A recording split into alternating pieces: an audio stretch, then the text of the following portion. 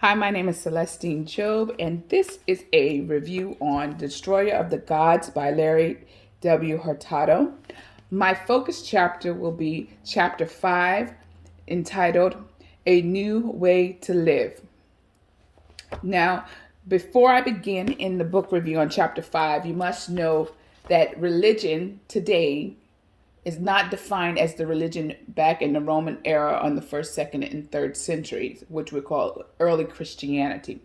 Religion in the early centuries or early Christianity was a distinct or intricate, intertwined part of your life. Actually, it dictated every facet of your life. There was no separation that we see as we see in modern day between your religious life and let's give an example from church and state. Actually, political life was dictated or intertwined with your religious beliefs. Your family life was intertwined with your religious belief. Your social life and networking was intertwined with your religious belief. It is from this backdrop that now we go in to review what Mr. Hurtado wrote concerning a new way to live in chapter 5. And in this review, I will be pointing out several comparisons that he gave and examples of how distinct and different that early Christians were from the dominant culture around them. And when I say dominant culture, because their religion was actually their culture because there was no difference. Okay? So to start with, one of the major examples that he starts with is that of infant exposure. Now, infant exposure was when a woman had a baby and the parents or the family decided that they were not going to keep the baby. So more than likely, the baby was tossed out on the trash heap. Now, a second example in the same vein would be the gladiatorial contest. Now we know the gladiatorial contest, as we have seen in movies, where when men fight to the death, actually murder. The early Christians did not view this as acceptable as what the Roman culture viewed as acceptable. It was acceptable to practice infant exposure. It was acceptable and entertaining to participate in gladiatorial games. For the early Christians, they set a standard that they would regard and have respect for human life, who are a created being and it's the image of God. And so these standards of human life were to be regarded and respected and honored. So this was one example that Mr. Hurtado gave as how early Christians were different from the Roman culture. He then went on to state that idol worships and how early Christians, had a difficult time or they had to adjust their life to fit in. For instance, earlier I stated that you were born into your religion. So whatever household you were born into, that was the God that you served. That was the God that you worshiped.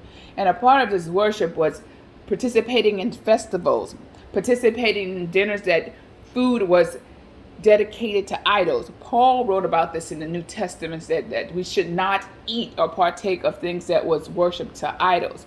And so, as I said, religion was your life. So this new way of life said that now you could not partake, these early Christians could not partake in family meals because if it was dedicated to idols, then now you're participating in idol worship, especially if you knew it.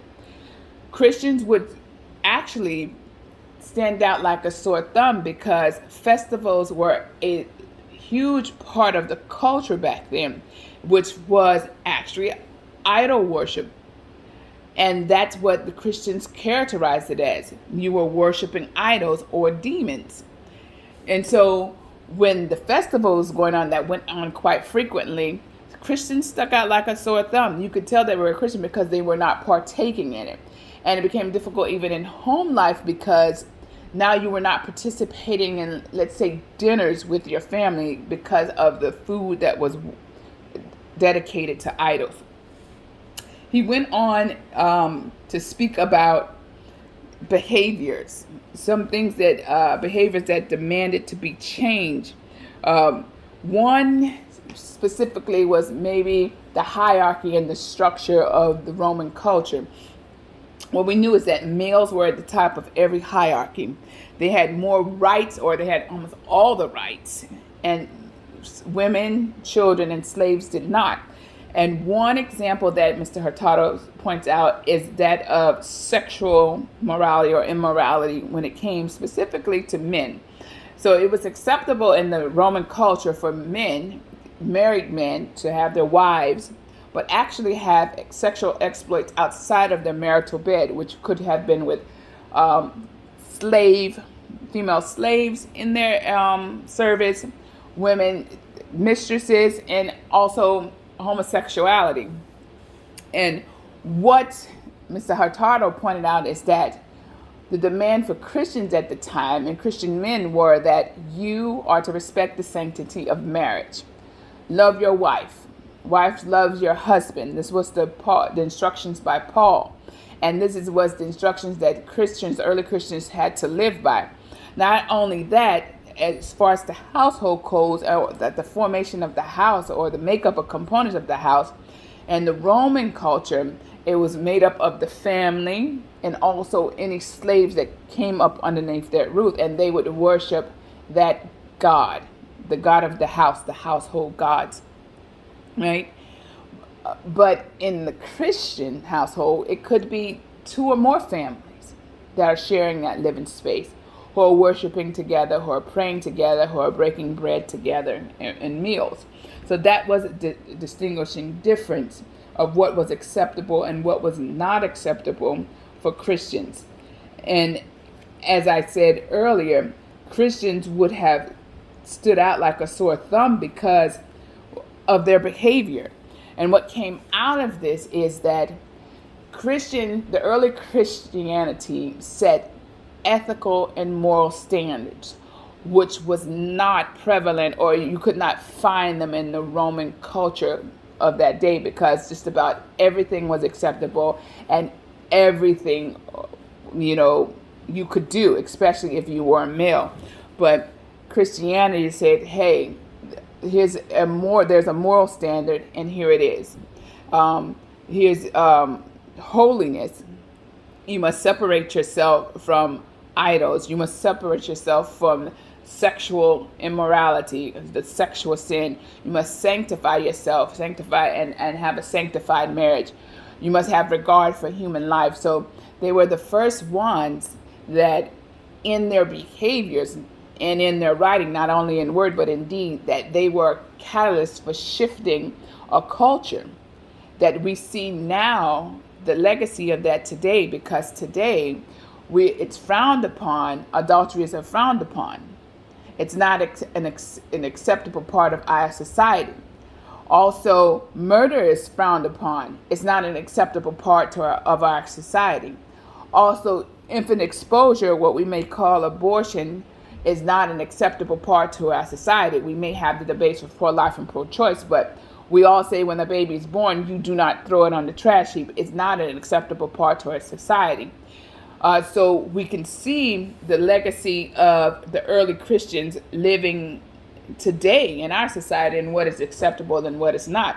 So I think Mr. Hurtado did a great job of showing us the comparison and showing us how distinct early Christianity was to the dominant Roman culture of the time, and what came out of that was the ethic and moral standards that